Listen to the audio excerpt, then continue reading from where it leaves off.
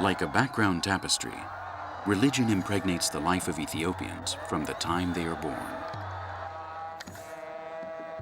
Most will never leave their small village. But for some, like Mimi, their destiny is to travel. An unexpected journey to discover the spirituality of her country and a trip to the heart of her memories.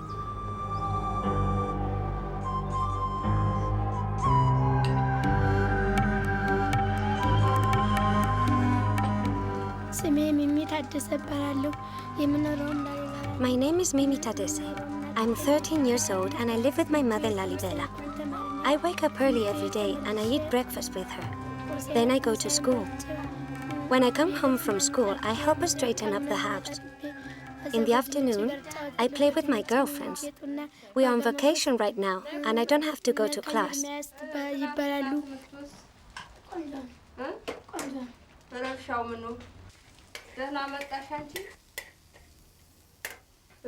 Yudra Michaela is Mimi's mother. Her husband died during the last war between Ethiopia and Eritrea. They live off a small pension that was granted to them by the government. She has only one male child, Yijeno, who became a monk when he was just an adolescent. Mimi and her father were very close. It's been 4 years since the last time she saw him, but she still savors the nostalgia of those wonderful days when her mother would prepare breakfast for the three of them. She did it with the same ease and dedication as today. But now, the aroma of coffee doesn't fill the invisible space of the absentee, who has left a subtle touch of sadness in the hearts of both women. Mimi never saw her father again since he was buried in a small town in northern Ethiopia, his birthplace. She was 10 at the time, and they did not want to take her to the funeral. They said that many people attended. Her father was a very communicative and friendly man who always carried a flute with him, a flute which a French soldier gave him in Djibouti.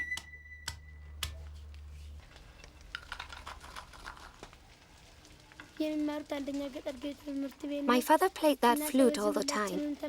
When I would listen to my mother grinding the coffee in the morning and my father playing the flute, I knew that it was time for me to get up. That flute disappeared with him, and Mimi never listened to either of them again. But Yijeno, her brother, promised that one day he would take her to visit her father's tomb.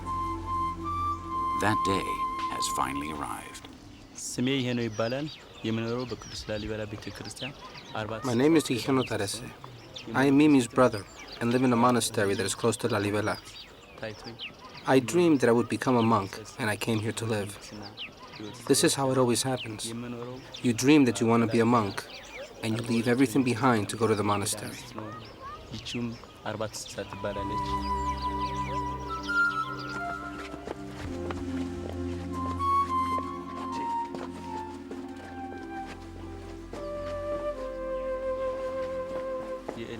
Right now, I'm not working. I dedicate my time to reading the Bible and other sacred books. I pray in the morning and at night.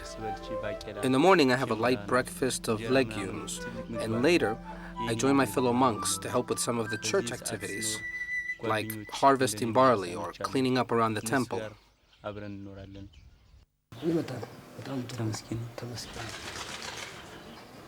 አዝመራውን ቢኑ ዘንድሮ ይዘው ደሞዝ እስካሁን ግማሽ ነበር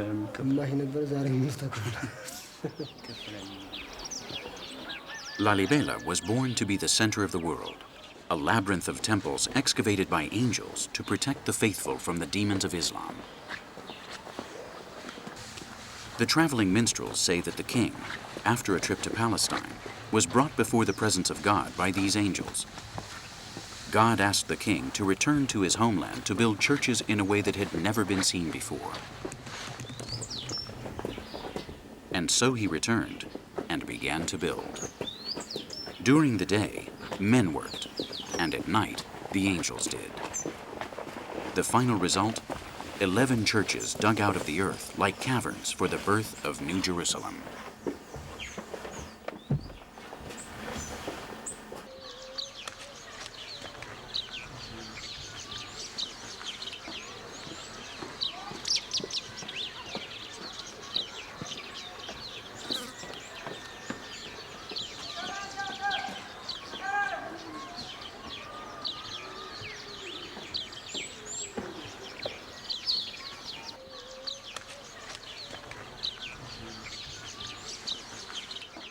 With the help of the angels, the churches were built between the 12th and 13th centuries, and since then they have continued to be up and running.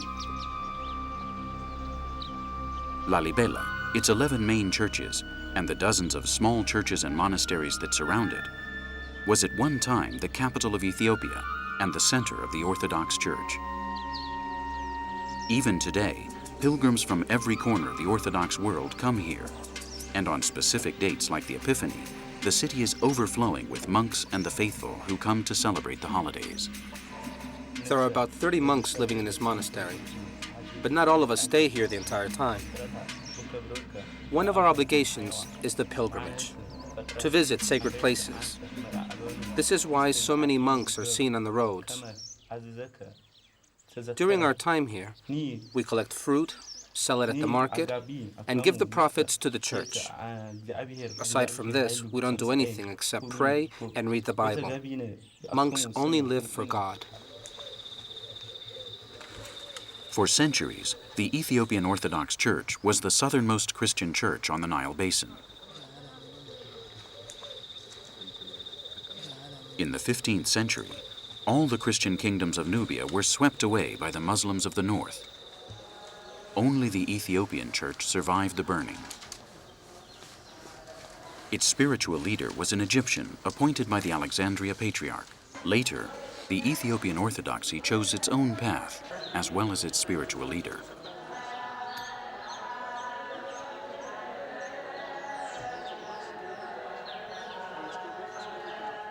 Aside from its singularity, the Ethiopian Church has many similarities with other Western churches, like the coexistence of a secular clergy, whose ministers should be married, and a regular clergy, which bishops come from.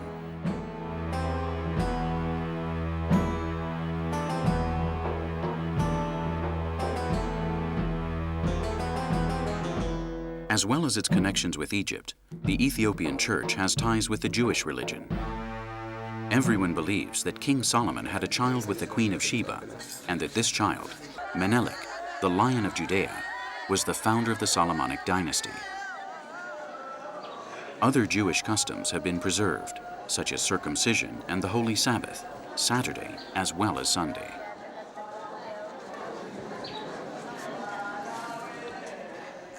Other features, like the development of liturgical scriptures, the Ge'ez, are believed to belong to the Ethiopian Church.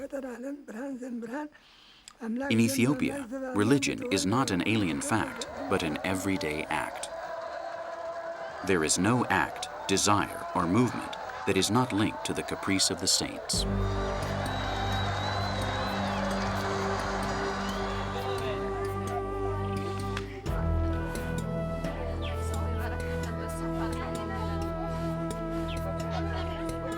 Mimi lives in the town of Lalibela. It's a small town that did not have electricity until just recently. She has grown with the heat of life in the churches, and her development revolves around the visits of monks and pilgrims.